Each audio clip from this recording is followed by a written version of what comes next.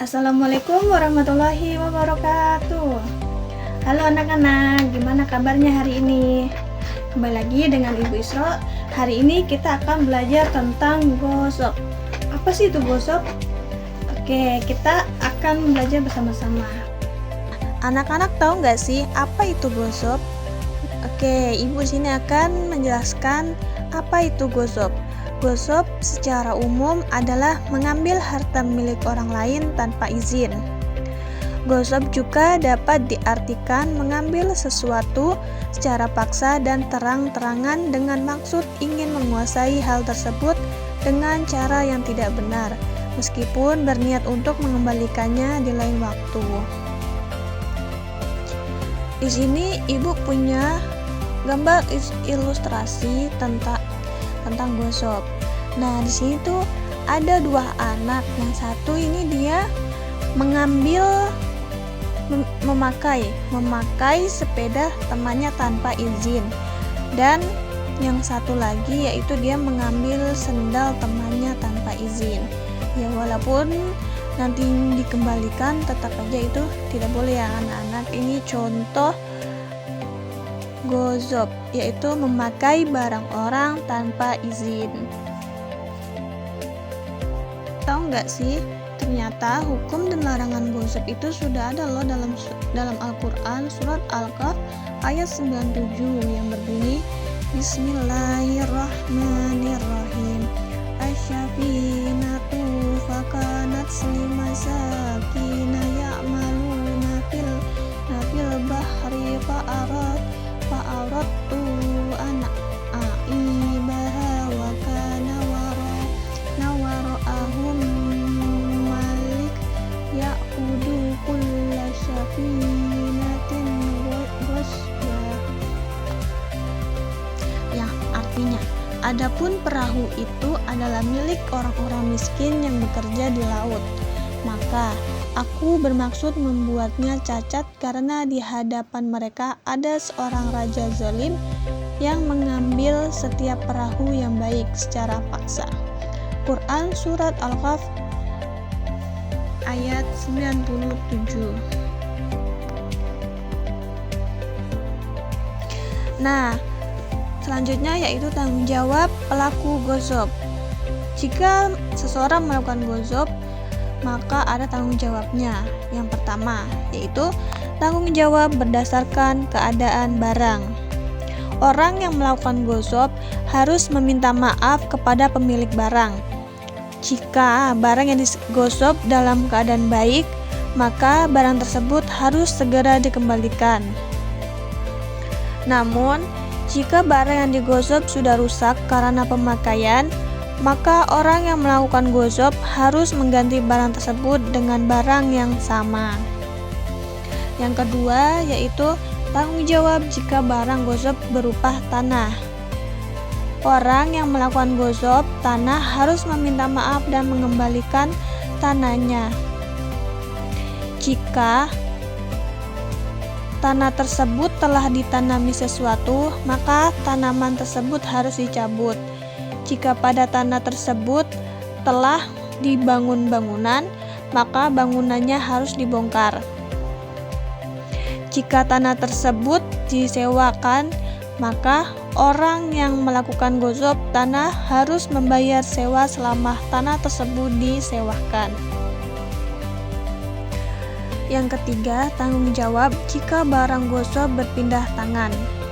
Orang yang melakukan gosok dan telah menjual atau memberikan barang gosok tersebut pada orang lain, maka harus meminta maaf dan pemilik barang berhak untuk meminta ganti rugi kepada orang yang melakukan gosok tersebut.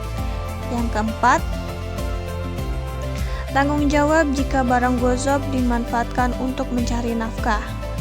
Orang yang melakukan gosok dan barang gosoknya dimanfaatkan untuk mencari nafkah, maka ia harus meminta maaf dan menyerahkan hasil usahanya kepada pemilik barang serta menyerahkan kembali barang yang telah digosok dan memberikan ganti rugi. Nah, itu tanggung jawab ketika kita melakukan gosok. Jadi anak-anak, kita tuh nggak boleh melakukan gosip. Nah, hikmah larangan gosip ada beberapa. Gosip itu merupakan perbuatan yang mungkar. Maka, apapun alasan seseorang melakukan gosip, hal itu sama sekali tidak bisa dibenarkan dalam agama. Allah Subhanahu wa Ta'ala melarang hambanya melakukan kemungkaran. Maka di balik larangan tersebut pasti ada hikmah di dalamnya. Adapun hikmah harapan gosip yaitu 1. Terlindungnya harta. 2. Tidak semena-mena terhadap harta. 3. Lebih berhati-hati dan saling menghargai dalam bermuamalah di masyarakat serta menghindari kezaliman. Yang keempat, terciptanya kehidupan aman, tentram, dan bahagia di lingkungan sekitar. Yang kelima, menimbulkan kesadaran kepada setiap orang untuk menghargai jerih payah orang lain. Nah, tadi kan kita sudah sama-sama nih melihat penjelasan dari materi gosip. Nah, sekarang Ibu punya media atau alat peraga untuk media pembelajaran. Nah, media ini Ibu punya media ular tangga Aku Anak Amanah.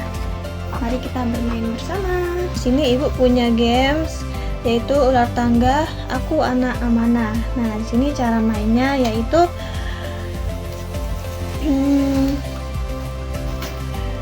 memutar dadu.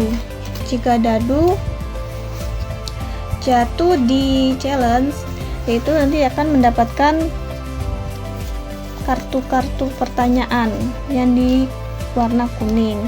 Dan jika berhenti di angka kuis, dia akan mengambil yang warna hijau. Contoh cara bermainnya dari start dan diakhiri di finish di atas. Contoh cara mainnya itu jauh sekali. Kita mengocok dadu, dilemparkan. Aduh, mana ini? Nah, dapat 6.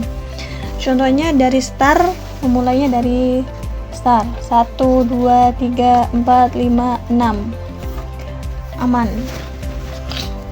Lanjut temannya yang main. Mana ini? 6 juga. Jadi sama berhentinya. Mana ini? 3. 1, 2, 3. Nah, jika dia berhenti di sini maka dia akan ambil kartu hijau. Nah, di sini ada pertanyaan. Pertanyaannya apa? Tidak kelihatan. Apa perbedaan antara meminjam dan gosip? Nah, jika anak tersebut dapat menjawab pertanyaan ini, maka dia bisa lanjut memainkan dadunya. Jika dia tidak bisa menjawab pertanyaan ini, maka atau salah jawabannya, maka dia tidak bisa melanjutkan pertanyaannya.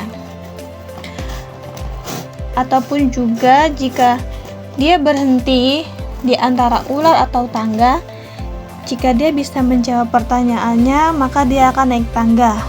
Jika tidak bisa menjawab pertanyaan, ataupun dia akan turun ke bawah. Kan itu jika dia dapat di ular.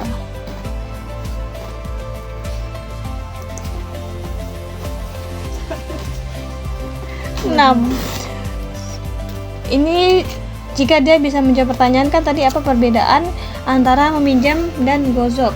Nah, jika meminjam yaitu kita meminta izin kepada pemilik barang. Jika gosip yaitu kita langsung memakainya tanpa meminta izin. Dia lanjut 1, 2, 3, 4, 5, 6. Nah, di sini kan dia dapat kuis lagi. Nah, di situ tapi posisinya ada ular. Nah, ketika dia di ular, dia ambil kartu lagi. Nah, jika di sini kan pertanyaannya ini, kelihatan lagi. Apa yang dimaksud dengan gosip? Nah, jika tidak dapat menjawab pertanyaan ini, maka dia akan turun ke 11 karena tidak bisa menjawab pertanyaannya. atau pertanyaannya salah. Tapi jika dia bisa menjawab, dia akan memutar dadu lagi. Dan yang menyampai finish duluan dialah pemenangnya.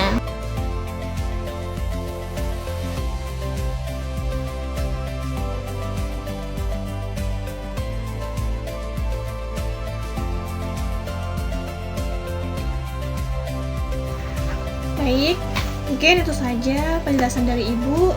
Sekian dari Ibu, mohon maaf jika ada kesalahan dan kekurangan datangnya dari Ibu, dan kesempurnaan tentunya hanya datang dari Allah Subhanahu wa taala.